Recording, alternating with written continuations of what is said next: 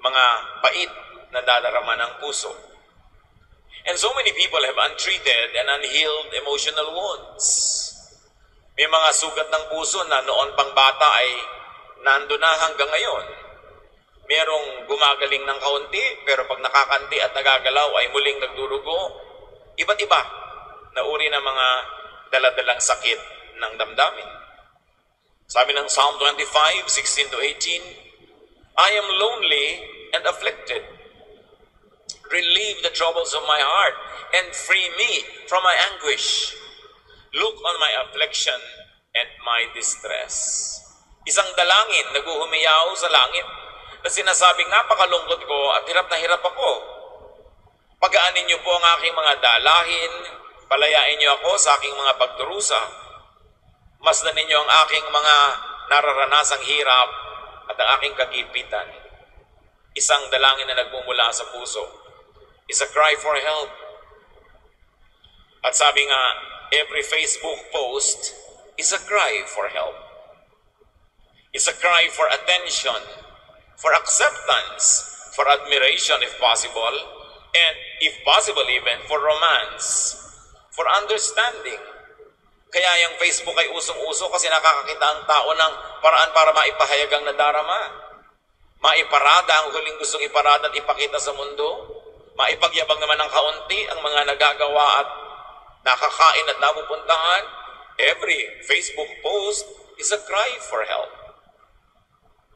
Naghahanap ang tao ng atensyon, mapansin, mahangaan, at kung pwede sana, mamahal.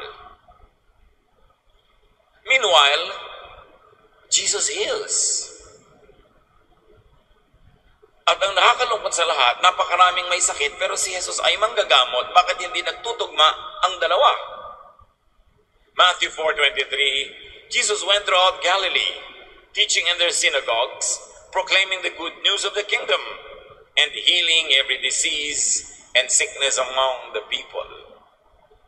Nagpunta si Jesus sa bawat bayan-bayan, nanggagamot ng lahat ng uri ng sakit, hindi lang ng katawan, kundi maging ng emosyon at ng espiritu, maging ng isip. The healing of Jesus is not only physical, but more importantly, emotional and spiritual healing. Luke 8:2, some women who had been cured of evil spirits and diseases, including Mary, called Magdalene, from whom 7 demons had come out. 7 demonyo daw ang pinalayas kay Maria Magdalena, na maaaring ito'y literal na mga demonyong nagtakbuhan or mga kaguluhan ng kanyang isip, mga kabaliwan niya, mga kalituhan, takot, lahat na, pangamba, guilt, pinagsama-sama na parang siya ay inaalihan na ng masamang espiritu pag lahat ito ay nagsasabay-sabay na atakihin siya. Inner, troubling demons, an emotional issue, and Jesus was relevant to all such illnesses. Isang babae ang kakaibang karanasan, Luke 7:37-38. A woman in the town who lived a sinful life learned that Jesus was eating at the Pharisee's house. So she came there with an alabaster jar of perfume. As she stood behind him at his feet weeping, she began to wet his feet with her tears.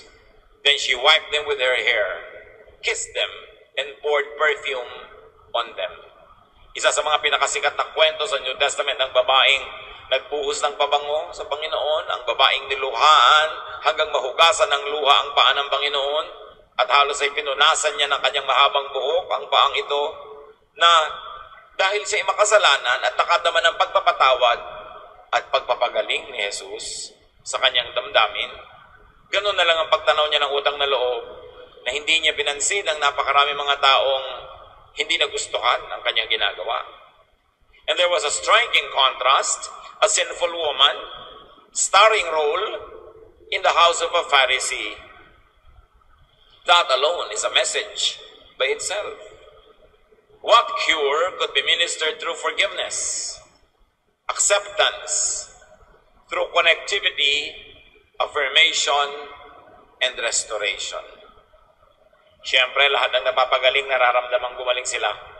At gumagawa sila ng paraan para ipahayag, lalong-lalo na sa paraang mapagpasalamat at kumikilala sa kagandahang loob ng nagpagaling na siyang ginawa ng babaeng yon. Jesus healed emotionally sick people.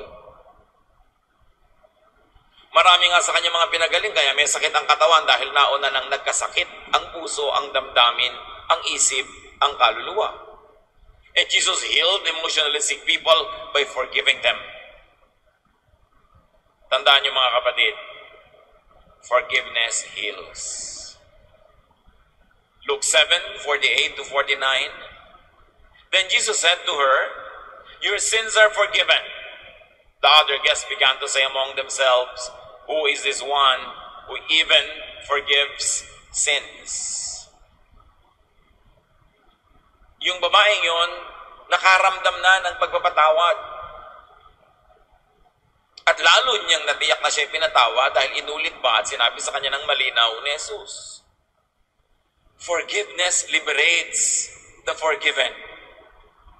And more than that, forgiving liberates the forgiver. Kung napapalaya at napapagaling ang pinapatawad, napapalaya rin at napapagaling ang nagpapatawad.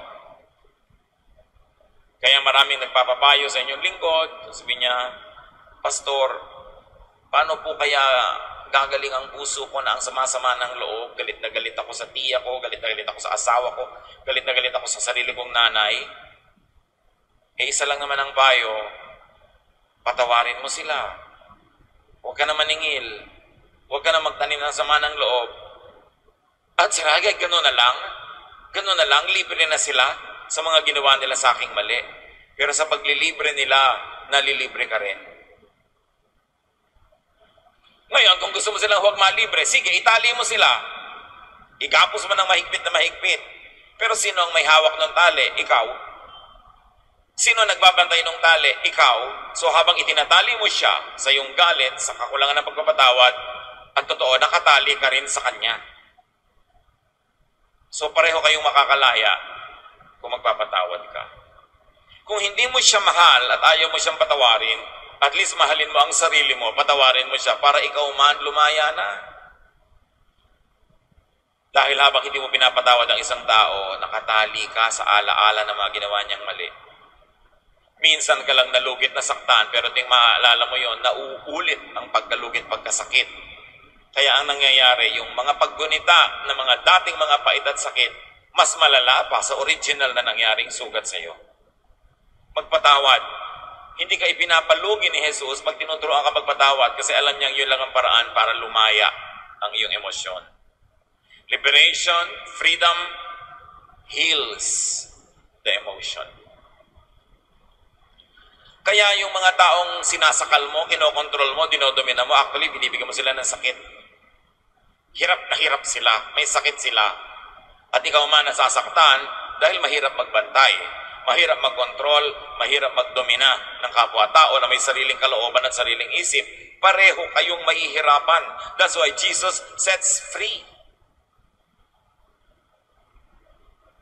Jesus healed emotionally sick people by touching them physically and spiritually. Hinihipo niya ng kanyang sariling kamay ang mga may ketong, mga may sakit, at hinihipo niya ang puso at isip nila sa pamamagitan ng kanyang mga katuruan at ng kanyang pagpapadama ng walang patakarang pag-ibig. Jesus healed emotionally sick people by accepting them. Kung tutuusin, halos kabaliktaran ang ginagawa ng mga churches in the name of Jesus today. Seldom do Christians forgive those who offend them. Seldom do we touch people physically and spiritually. And all the less, seldom do we accept people. Pag nagiging relihiyoso, humihigpit, dumadami bawal, dumadami batas, dumadami ang tinatanggihan, dumadami ang ipinupwera, dumadami ang itinitiwalag, kabaligtaran ng katuruan ni Jesus. Kaya maraming Kristiyano hindi malaya Maraming Kristiyano hindi gumagaling ang emosyon kasi hindi nagpapatawad, hindi nagpapalaya ng kapwa at ng sarili at walang ginawa kundi manghusga. But with the judgment you pronounce, you will be judged. And the measure you give is the measure you get. Ang mahirap sa sobrang mahigpit, ikaw din obligadong sundin yung kahigpitan mo dahil nakakahiya naman ikaw mismo hindi nakasunod. So sa bawat higpit na ipinapataw mo sa kapwa, sinasakal mo rin na yung sarili. Kaya napakadaling mangyaring mabaliktad ang relihiyon na sa halip magpalaya ay maggapos, magtali. Sa halip na magpasaya ay nagpapalungkot. At sa halip na umira lang katotohanan ay pagkukunwari ang nagaganap.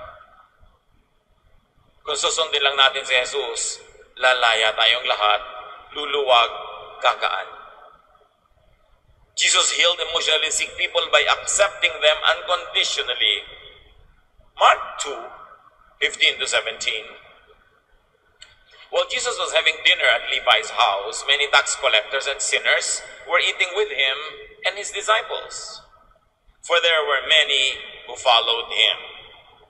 When the teachers of the law, who were Pharisees, saw him eating with the sinners and tax collectors, they asked his disciples, "Why does he eat with tax collectors and sinners?" On hearing this, Jesus said to them, "It is not the healthy who need a doctor, but the sick. I have not come to call the righteous, but sinners." Kakaiba talaga ang Panginoong Jesus. Nakikipag-dinner siya, nakikipag-fellowship sa mga latak ng lipunan, sa mga yagit, sa mga itinapon, itinakwil ng simbahan. Nakikipagmabutihan siya, nakikihalubilo, nakikisangkot sa buhay ng mga yon. Bagay na hindi naman nakaligtas sa pamumuna ng mga relihiyoso. Kaya sabi nila, bakit ang amo ninyo nakikipaghapunan sa mga makasalanan? At narinig yun ng Panginoon. Sabi niya, hindi naman mga malulusog ang nangangailangan ng mga gagamot, kundi yung mga may sakit. Kaya ako, nakikipag-fellowship sa mga may sakit nang magamot sila. Hindi ako nakikipag-fellowship sa mga righteous, hindi nila ako kailangan. Naakala mo naman talaga ay may righteous nga. Siyempre, isa yun na dapat naramdaman ng mga religious people na may haplit at may sakit at may pitik yung sinabi ni Jesus. Dahil sila nga kailangan din nila ang Panginoon. Pero bakit hindi nakikipag-fellowship sa kanilang Panginoon? Kasi sobra silang self-righteous. Di naman sila makikinig. Pero tinanggap ng Panginoon na walang patakaran yung mga itinatakwil ng relihiyon. Hindi dapat trabaho ng relihiyon magtakwil eh. Magtanggal, manghiya, manghusga. Dahil hindi yun ang trabaho ni Jesus. We should put Christ back to Christianity. Si Jesus kasi ang nawala sa Christianity. Ang naluklok ay yung mga mahihigpit na mga propeta at disipulo. Nawala si Jesus. But in the name of Jesus, every knee will bow in heaven, on earth, and under the earth. Siya ang Lord of Lords. Siya ang authority. Siya ang personification of God the Father in heaven. In Him, the fullness of the deity lived in bodily form. Siya ang modelo. Hindi na dapat tayong malito pa kahit kailan. Pairalin lang ang pag-ibig ni Jesus, maraming gagaling. So Jesus loved emotionally sick people and healed them by loving them. Minahal niya yung mga may sakit. Mark 10:20-21. The teacher, he declared, "All this I have kept since I was a boy." Jesus looked at him and loved him. "One thing you lack," he said. "Go, sell everything you have and give them to the poor, and you will have treasure in heaven. Then come, follow me." Ito kasing mayamang lalaking ito ay sumunod kay Jesus. Sabi niya, "Anong gagawin ko para ako makasunod sa inyo sa kaharian ng langit?" Sabi ng Panginoon, di sundin mo mga kautusan, yun naman ang alam mo, di ba? Nagawa ko na po lahat yan. Sabi ni Lord, kasi alam naman niya hindi talaga nagagawa yun. Kung sino nakakasunod nun, kung may kulang ka pa, ang yaman-yaman mo, ang daming mahihirap, ibenta mong kayamanan mo, ipamigay mo sa mahihirap, then makakasunod ka na sa akin. Hindi requirement maging mahirap para maging tagasunod ni Jesus. Pero sa lalaking ito, ang hadlang para siya sumunod ay yung kanyang kayamanan. Kumisa naman yung kayamanan nandyan, pero hindi hadlang, hindi papanatilihin kang mayaman, mabuti nga mayaman ka. Pero kung ang hadlang ay ang iyong love life, ang iyong sex life, ang hadlang ay ang iyong bisyo, dapat tanggalin yun para walang hadlang. In this particular case, ang hadlang, kayamanan. It's not always the hindrance. So it doesn't follow that everybody should be dirt poor to become a Christian. Sabi niya, nagawa ko na lahat yan. Alam ni Lord na hindi, pero minahal niya yung lalaki. Yung tingin niya, hinagod niya ng tingin na mapagmahal na, kawawa ka naman, hindi mo alam ang sinasabi mo, akala mo okay ka na, pero hindi. At napatunayang hindi, dahil nung sinabi ni Lord na, ibenta mo yung kayamanan, iumuwi namang lulugo-lugo itong lalaking ito at walang matamlay kasi hindi niya kayang ipamigay ang kanyang kayamanan. So hindi totoo na sinusunod niya yung mga batas na sinasabi niya. Napatunayan. But in spite of that man and in spite of his mistake about himself and his self-righteousness, Jesus loved him because Jesus is Lord of love. Jesus is not Lord of vengeance, not Lord of anger, not Lord of self-righteousness or judgment. He is a Lord of love. And you know that love heals. That's why Jesus heals. Because Jesus is loving. Jesus healed emotionally sick people by giving their existence, their lives, meaning, and purpose. Pinagaling ng Panginoon ang napakaraming mga sakit ng damdamin, pagkalito, pagkawala ng pagpapahalaga sa sarili, sa pamamagitan ng pagbibigay niya ng halaga sa tao. At ang halagang ito, sa pinakamadaling paraan, ginawa ng Panginoon na sa pagbibigay niya ng tungkulin, ng duty. Kung minsan, naiinis tayo sa taong utos ng utos sa atin. Pero ang totoo, habang inuutusan ka, pinapahalagahan ka. Ginagawa kang mahalaga. May papel ka. Hindi ka nalilito kung sino ka. Alam mo kung nandun ka sa oras ng pagkain, hindi ka nahihiya dahil nagtatrabaho ka. Sa oras ng sweldo, hindi ka nang lilihim dahil pinagtatrabahuhan mo. Pero subukan mong yung amo mo, di ka utusan kahit isang beses sa loob ng isang linggo. Di ba matatakot kang baka tatanggalin ka na? Baka di ka na kailangan. Kasi kung nabubuhay siya maghapon na hindi ka tinawag ni minsan, ibig sabihin kaya niyang mabuhay na hindi ka tatawagin kahit kailan. So sa pagtawag mo, sa pag-utos mo, sa pag-asa mo, inaasahan mo ang isang tao, sinasandalan mo siya, liban na ikay linta. Sa pagsandal mo sa kanya, ibig sabihin, pinapahalagahan mo siya. Because if you like to ignore somebody, hindi kayo gagamit ng bigay niya, hindi niyo siya uutusan, hindi niyo siya aasahan. Si Pedro, 3 beses itinakwil ang Panginoon.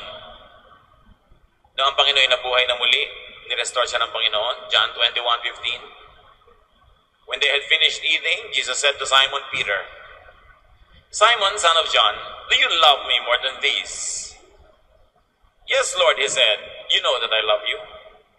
Jesus said, feed my lambs. Pedro, mas mahal mo ba ako kaysa mahal ako nitong mga ibang disciples na to? Yes, Lord, alam niyo, mahal na mahal ko kayo. Kung ganon, pakainin mo aking mga tupa. 3 beses na ulit yon. Bakit? Kasi 3 beses itinakwil ni Pedro si Jesus. Kaya 3 beses nang inaffirm ni Lord na binibigyan siya uli ng ministry. Napaiyak si Pedro nung pangatlo na. Sa kabila ng kanyang mga pagkakamali, binibigyan siya ng napakalaking tungkulin. Feed my lambs. Take care of my sheep. Because forgiveness and restoration heals. Kung may nagawa kang mali, yung magulang mo, pagdating mo ng bahay, hindi ka pinapansin. Di ba ang hirap nun? Pero nung pagdating mo, sinabing, hugasan mo yung mga plato dyan, kasali ka uli sa buhay ng pamilya. Tuwang-tuwa ka, sigurong nautusan ka, kesa baliwalain ka. The deeper the self-abasement, the higher the upliftment that Jesus gave to people. Kaya yung babaeng makasalanan na hinihiya ng lahat, sa harap ng lahat, sinabi niya, your sins are forgiven. Ganun ang Panginoon. Pag nagpakumbaba ka, hindi ka tatapakan. Pag nagpakita ka ng kahinaan, hindi ka pagsasamantalahan. Lalo kanyang mamahalin. Lalo kanyang iingatan. At bibigyan kanya ng misyon. Because purpose, meaning, heal. Nakakapagpagaling ng damdamin, yung may papel ka, may halaga. So, ang lahat ng ito ay ginawa ni Jesus. So, what do Christians do? You help others heal emotionally. Sabi ng Panginoong Jesus, kung talagang mahal niyo ako, gagawin niyo lahat ng mga ginawa ko, hihigitan niyo pa. At dahil ako'y nagpagaling, magpagaling din kayo. Do a Jesus, forgive people. Magpatawad kayo para lumaya sila at kayo rin. Sino man yun? Huwag na kayong aalis pa sa bulwagang ito ngayon nang hindi nyo ito nagagawa dahil sayang naman ang oras natin na pag-uusap nito. And after all, forgiving is the only way to be forgiven yourself. And while until you need forgiveness for yourself, forgive others. You help them heal, and you help yourself heal. Tigilan nyo na ang kapaparusa sa mga nagkamali sa inyo. Paparusahan nyo, hindi nyo papansinin. Nakakapagod ding hindi mamansin. So nagturusa din kayo. Paparusahan ninyo na hindi nyo iimbitahin kahit mahal nyo. Hindi nyo lang siguro inaamin, pero hinahanap-hanap nyo din naman na nandun dahil mahal nyo. Huwag na kayo magtanim ng sama ng loob, luma na yan. Huwag na magtampo. Pahihirapan nyo lang yung sarili. Huwag nang manikis. Huwag nang magalit pa. Lalo matanda na kayo, huwag na kayo magalit pa. Ang iksi-iksi na ng oras na nalalagay sa buhay, uubusin nyo pa sa galit. Sayang ang panahon. Do a Jesus. Touch people physically and spiritually. John 4:39, many of the Samaritans that from that town believed in him, meaning Jesus, because of the Samaritan woman's testimony. He told me everything I did, she said. Hindi siya hinipo physically, pero hinipo siya sa puso sa pamamagitan ng atensyon na ibinigay sa kanya ng Panginoon. At sabi sa 1 Peter 2:12, live such good lives among the pagans, that though they accuse you of wrongdoing, they may see your good deeds and glorify God on the day He visits us. Mahihipo natin ang buhay ng mga tao, mga kapatid, sa pamamagitan ng magandang patotoo. Pag napapakita ka ng magandang halimbawa, magandang asal, nahihipo mo ang kanyang espiritu, napapagaling mo siya, natuturuan mo siyang manalig uli sa kabutihan sa Diyos. Meanwhile, bad testimony is a negative, infecting, cursing, spiritual touch. Pagpangit ang ating patotoo, hindi mo man sinasadya, pero nananakit ka ng puso at damdamin ng iba dahil masamang damdamin ang naibibigay mo, masamang halimbawa. At kung dahil sa iyong masamang patotoo ay lumayo sila sa Diyos, ang laki mong pananagutan yon. Good testimony heals. Do a Jesus, accept people. Tanggapin nyo ang mga tao, iba-iba ang tao. Huwag nyo silang piliting maging kamukha nyo mag-isip, kamukha nyo ng mga gusto, kamukha nyo kabilis lumakad, kamukha nyo kahilig maglinis, kamukha nyo gusto ng kainin, iba-iba ang tao kahit sarili nyong anak. Kahit sarili mong kapatid.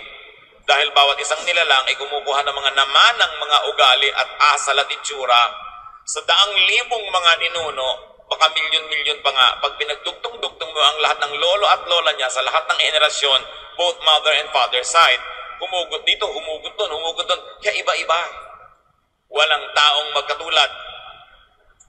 At pahihirapan nyo ang inyong sarili at ang kapwa nyo kung pipilitin nyo maging uniforme ang mga tao at magkakatulad. Accept people, especially yourself, and especially your own children or parents, or brother or sister. Romans 14:1, in a religious way, accept the one whose faith is weak, without quarreling over disputable matters. Kita nyo? Tanggapin mo yung iba ang pananalig, mahina ang pananalig, hindi makasunod sa mga regulasyon, nagkakamali, nagkukulang, tanggapin mo, at huwag niyo pag-away-awayan ng mga bagay na mga magugulo. Pinagmumula ng debate. Ganyan ba ginagawa ng mga Kristiyano? Kabaligtaran. Pinagpipilitan mo na maging strong yung kapwa mo, pinagpipilitan mo maging kasimbanal mo siya, kasing haba ng palda mo ang palda ng kapwa mo, pinipilit mo kung ilan ng verses sa ulado mo, sa ulado ng iyong kapwa. At pinag-aaway-awayan nyo kung ano bang dapat ang pagbibinyag, ano ba dapat ang Lord's Supper, nawawala ba, hindi nawawala ang salvation. Di ba baliktad ang ginagawa ng mga Kristiyano sa turo ng Biblia? Kaya hindi tahimik ang loob. Kaya magulo. Accept people. The moment you realize that you have to accept people, biglang tatahimik ang loob nyo. Kasi siyempre, kumukulo ang loob mo sa mga taong ayaw mo. Pero pag inisip mong, siguro ayaw din niya sa sarili niya. Kaya lang, ano magagawa niya? Namanan niya sa isang katerbang kamag-anak, mga ninuno. Bakit? May original bang tao? Wala. Si Adan at Eva lang. Pagkatapos doon, lahat ng tao kumuha at humugot ng mga minana sa mga magulang. And who knows what kind of genetic pool Adam and Eve had that never showed in their own persons and in their on time, but nevertheless were in their genetic pool that showed later in other generations. Romans 12, 15 rather, 1 to 2 and 7. We who are strong ought to bear with the failings of the weak and not to please ourselves. Each of us should please our neighbors for their good, to build them up, accept one another, then just as Christ accepted you in order to bring praise to God. Sabi niya, kailangang tulungan mo yung mahina, yung mga nagkakamali, nagkukulang. Kailangan mo silang alalayan. At hindi yung sarili mo lang ng mga standard ang isatisfy mo, i-impose mo sa kanila, lahat kayo nahirapan na. Ang unahin mo yung ikaluluwag ng damdamin ng iyong kapwa, hindi ikaluluwag ng damdamin mo na ikaw ang masunod, ikaw ang makapangyari, maidikta mo ang pananalig at relihiyon mo sa iba. Hindi ganun ang maka-Diyos na tao. Hindi ganun ang lalaya at hindi ganun ang magpapalaya. Do as Jesus, love people.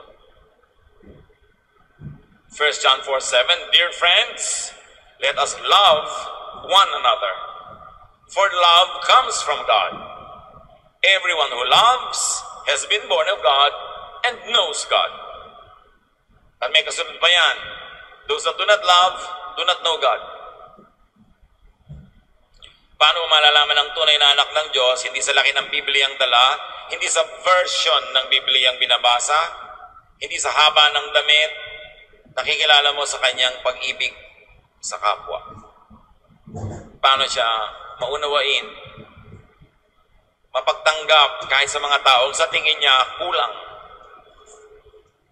John 13:34 to 35, a new command I give you, love one another. As I have loved you, so you must love one another.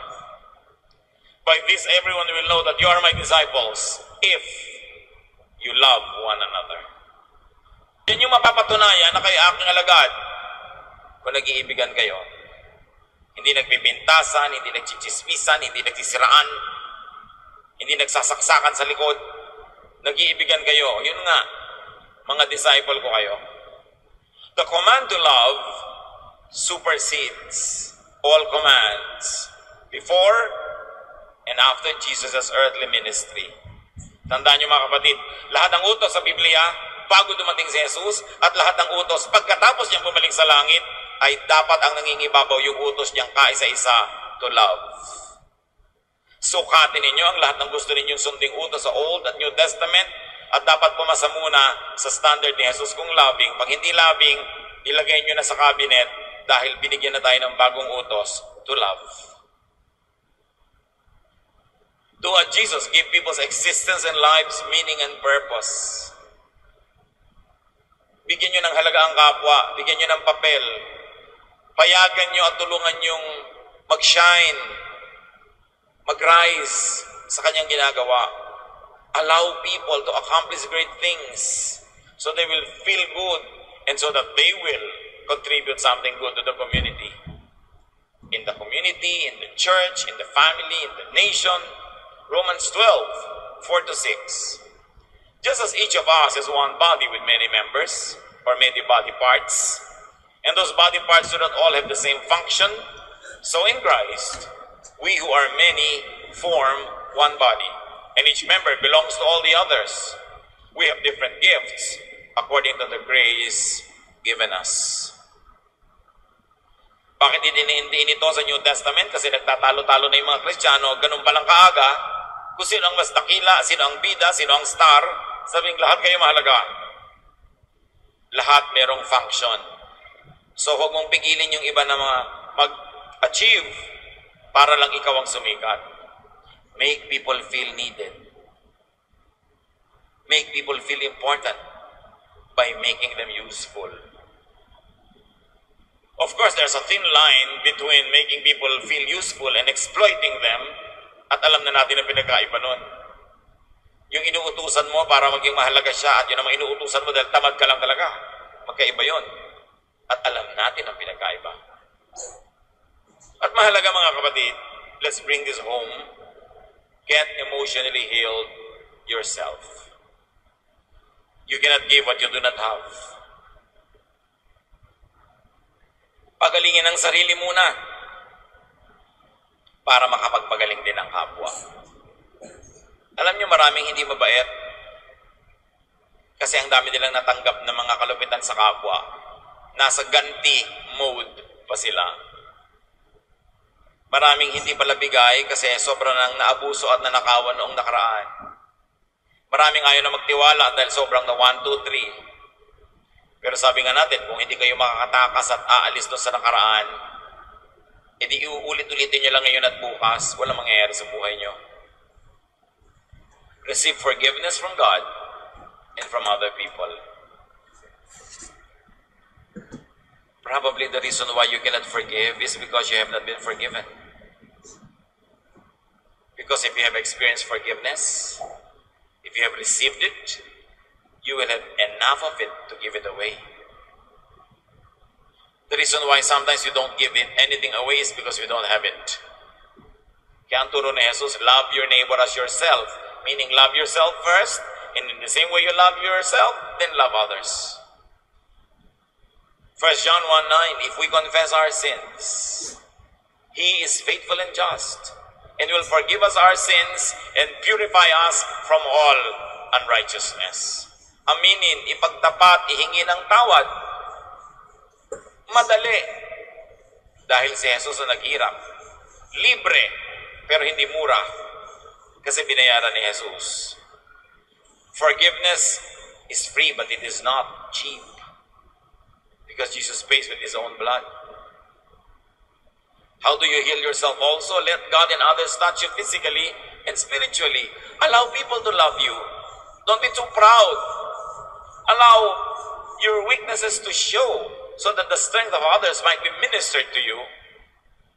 Linisin natin ang ating puso para hindi marumi ang pagtingin natin sa mga magandang intensyon ng ating kapwa.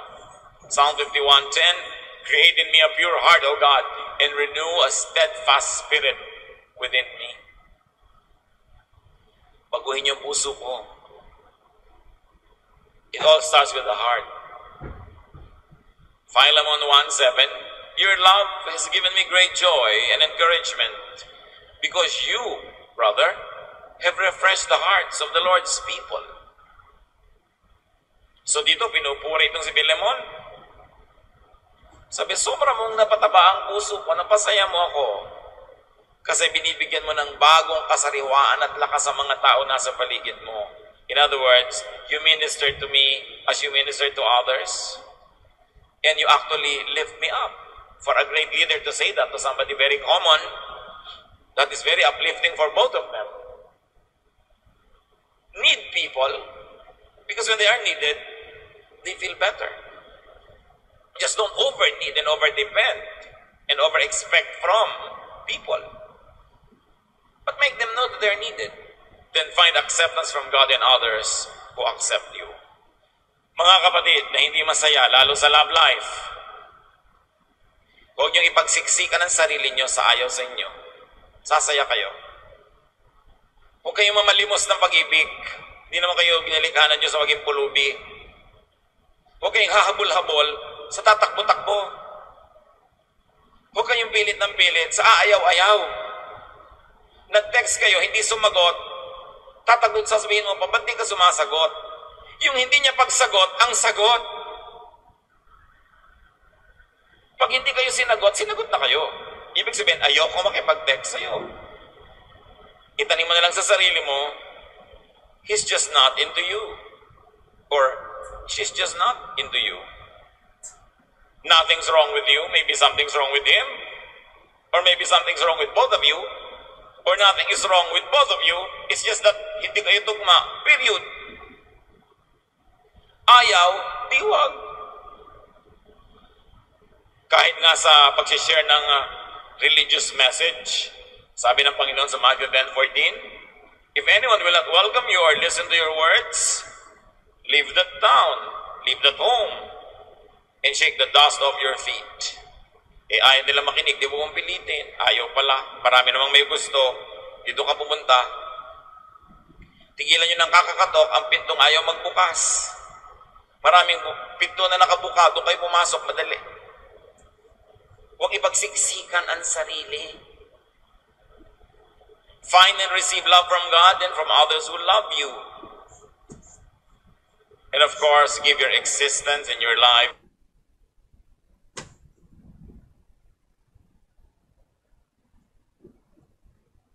meaning and purpose. But to be able to do that, get beyond your past, your pains and sorrows. Dapat graduate na tayo sa pagtingin sa mga nakaraan na masakit, mapait, mahapdi, malungkot. Lalo yung mga pamilya na may awayan ng last generation, pag inulit nyo pa nga yung next generation, ang next generation na susunod sa inyo, mag-aaway-away din. End it. Philippians 3:13, but one thing I do, forgetting what is behind and straining toward what is ahead. Kaya alam nyo, kung may ginagawa ako, ito. Nililimot ko na yung tapos na. Ang inaatupag ko, yung darating pa lang. And of course, you want to get emotionally healed? Pray. Connect to God. Psalm 73:26. My flesh and my heart may fail, but God is the strength of my heart and my portion forever. We connect to God through prayer. You plug in to the source of power. So maging prayerful and think positively. Dwell on fruitful, beautiful thoughts.